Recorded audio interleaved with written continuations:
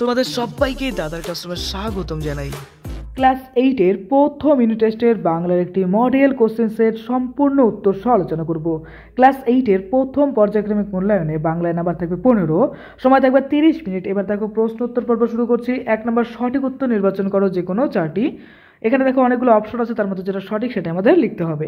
1 নম্বর সংখ্যা যেটা করে না কেউ সেইখানে হয়। অপশন আছে নৌকা ডুবি, জাহাজ ডুবি, ভরা ডুবি, তরি ডুবি। সঠিক উত্তরটি হবে জাহাজ ডুবি। 2 নম্বর আরব জাতির সঙ্গে কাদের সংগ্রাম হয়েছিল? অপশন আছে মুঘলদের, মুরদের, মৌর্যদের, ইহুদিদের। সঠিক উত্তর হবে মুরদের। আরব জাতির সঙ্গে মুরদের কিন্তু সংগ্রাম হয়েছিল। রাজার প্রতি রাজার আচরণ উক্তিটি কার? চন্দ্রগুপ্তের, পুরুর, এন্টিগোনাসের, সেলুকাসের। রাজার প্রতি রাজার আচরণ কথাটি বলেছিল পুরু। নেক্সট দেখো যেদিন বনভোজন হওয়ার কথা ছিল সেটি ছিল সোমবার, বুধবার, রবিবার, মঙ্গলবার। সঠিক উত্তর হবে রবিবার। 5 নম্বর একটি চড়ুই পাখি কবিতাটির লেখককে? রবীন্দ্রনাথ ঠাকুর, তারাপদ রায়, প্রেমেন্দ্র মিত্র, বিষ্ণু দে। সঠিক উত্তর হবে তারাপদ রায়। নেক্সট যে কোনো 7টি প্রশ্নের উত্তর দেওয়া, প্রত্যেকটির জন্য নাম্বার রয়েছে 1 করে। 2-এর 1 নম্বর পলাশের ঝোপে কবি কি দেখেছেন? পলাশের ঝোপে কবি বন ময়ূরের কত্থক নাচ দেখেছেন। নেক্সট আমাইকে দিবেন বিধাতা, বিধাতা কাকে কি দিবেন? উত্তর হবে বিধাতা চড়ুই পাখিকে কবির ঘরের জানলা, দরজা, টেবিলের ফুলদানি, বই খাতা সবই দেবেন। তোতাইবাবু কাদের জামা গায়ে দিতে চায়? তোতাইবাবু গাছেদের সবুজ জামা গায়ে দিতে চায়। নেক্সট হাবুল কোন ভাষায় কথা বলতো? উত্তর হবে হাবুল ঢাকাই বাংলা ভাষায় কথা বলতো। তার মানে কি ঢাকাই বাঙাল ভাষায় কথা বলতো। 2টি সমার্থক শব্দ লেখো।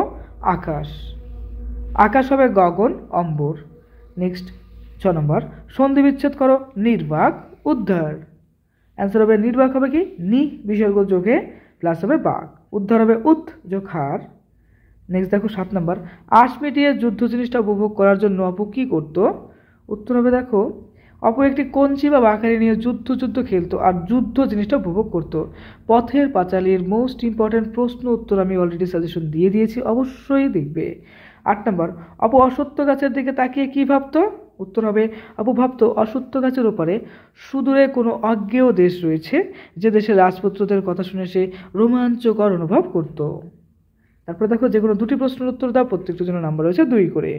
3-এর 1 নম্বর সেইটে সবার চেয়ে শ্রেয়, কোনটি সবার চেয়ে শ্রেয়? উত্তর হবে আলোচ্য অংশটি রবীন্দ্রনাথ ঠাকুরের লেখা বোঝাপড়া কবিতার অংশ। কবি বলেছেন জীবনের যে কোনো জটিল পরিস্থিতিতে বিপদ আপদে বিচলিত বা হতাশ না হয়ে বা অহেতুক কারোর সাথে ঝগড়া বিপদে না জড়িয়ে সবার সঙ্গে মানিয়ে গুছিয়ে নেওয়াই হলো জীবন। অর্থাৎ এক্ষেত্রে বলতে পারি যে সবার সাথে ঝগড়া বিবাদে না জড়িয়ে জীবনটাকে সুন্দর করে মানিয়ে গুছিয়ে চলাই কিন্তু ভালো বা শ্রেয়। নেক্সট দেখো তাহার দিগ্ভ্রম জন্মিয়াছিল, এখানে কার কথা বলা হয়েছে? এর পরিণতি কি হয়েছিল? উত্তর হবে আলোচ্য অংশটি ঈশ্বরচন্দ্র বিদ্যাসাগরের লেখা অদ্ভুত অতীততা গল্পের অংশ। অশ্বরোহী এক মূর সেনাপতির দিগ্ভ্রম হয়েছিল। দিগ্ভ্রম বলতে যেদিকে সে যাচ্ছিল তার অন্যদিকে সে চলে গেছিল। দিগ্ভ্রম হওয়ার ফলে সে শেষ পর্যন্ত আরব সেনাপতির শিবিরের কাছে গিয়ে উপস্থিত হয়েছিল এবং আশ্রয় প্রার্থনা করেছিল। নেক্সট তবুও যায় না চলে কোন কবিতার অংশ? এখানে কে কোথায় চলে যায় না?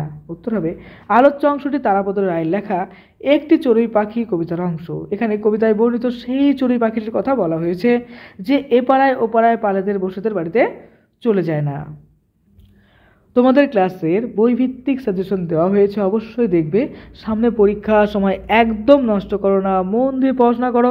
দাদার কাছে নতুন হলে অবশ্যই সাবস্ক্রাইব করে দিও। খুব ভালো থেকো।